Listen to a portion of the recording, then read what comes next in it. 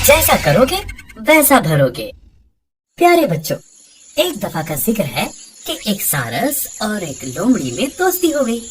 एक रोज लोमड़ी ने सोचा कि सारस का मजाक उड़ाना चाहिए।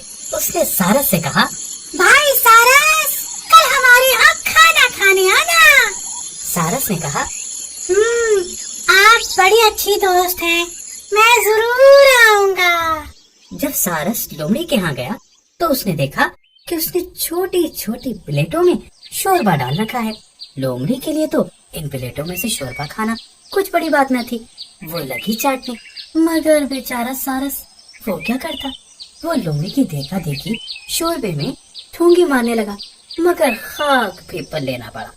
नतीजा ये हुआ कि लोमड़ी तो सारी प्लेटें चट कर गई और सारस बेचारा भूखा ही रहा।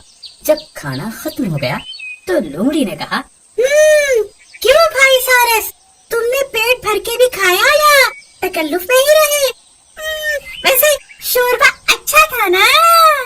सारस ने जवाब दिया, आपने मुझे खाना खिलाया, बड़ी मेहरबानी। अब मैं आपके गुण गाऊंगा। हाँ, कल मेरे यहाँ खाना खाइएगा।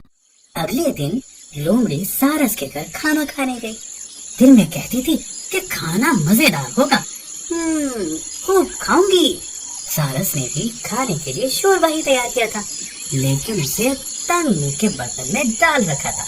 जब दोनों दोस्त खाना खाने लगे तो सारस ने बर्तन में अपनी लंबी चोंच डालकर शोरबा पीना शुरू कर दिया। लोमड़ी अपना मुंह बर्तन में डाल ही नहीं सकती थी। वो बर्तन की तरफ गर्दन उठाकर देखती और अपना समूह लेके रह जाती। किसी ने सच कहा है, जैसा करोगे वैसा भरोगे।